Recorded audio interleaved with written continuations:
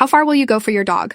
I was throwing tennis balls for Luna, my 2-year-old Husky, at Riverside Park when she suddenly collapsed. One second she was running full speed, the next she was convulsing on the ground with foam coming out of her mouth.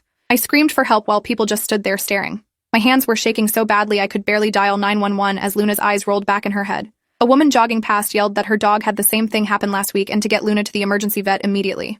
I scooped up all 55 pounds of her seizing body and ran to my car, breaking every traffic law getting to the animal hospital. The vet took one look and said it was poisoning. Probably rat poison based on the symptoms. They rushed her into surgery while I stood in the waiting room trying not to throw up. 3 hours later, Dr. Patel came out looking exhausted and said Luna would survive, but it was close. The bill was $8,300 for the emergency surgery, blood transfusions, and overnight monitoring. I put it on 3 different credit cards. Dr. Patel said this was the 6th dog this month with the same poisoning, all from the same park. She'd reported it to animal control and the police, but nothing had been done.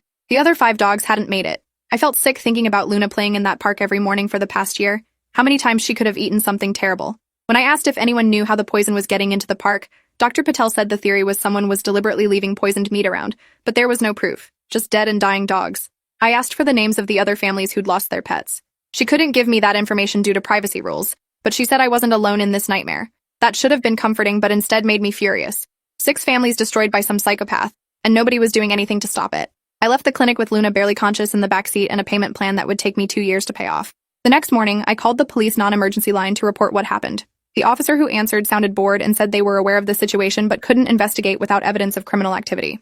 I pointed out that poisoning dogs was criminal activity, and he said they needed proof of who was doing it, not just that it was happening. He suggested I contact animal control instead. Animal control told me they couldn't do anything without catching someone in the act. They'd increased patrols in the park but hadn't seen anything suspicious. The woman I spoke with, Diane, sounded genuinely sympathetic, but explained their department was understaffed and underfunded.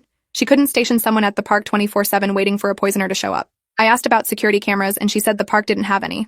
Budget cuts had eliminated most public safety measures over the past few years. I hung up feeling completely helpless and furious that Luna had almost died, and nobody seemed to care enough to actually do something. I spent that afternoon on social media looking for other victims.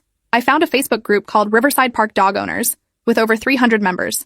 I posted about Luna and within an hour had responses from 4 families whose dogs had died from poisoning in the past 6 weeks. Their stories were identical to mine. Dogs suddenly collapsing during normal walks, emergency vet visits, massive bills, and deaths. One woman named Clarissa had lost her golden retriever Bailey just 3 days ago. She'd spent $12,000 trying to save him, but he'd died anyway. Her post included photos of Bailey as a puppy and the heartbroken face of her 6-year-old daughter at his grave. Another man, Dennis, had lost 2 dogs in the same incident when both ate poisoned meat during an evening walk. He'd filed police reports, contacted the mayor's office, and even hired a lawyer, but nothing had come of it. The legal system treated pet deaths as property damage, he explained, with maximum damages capped at the dog's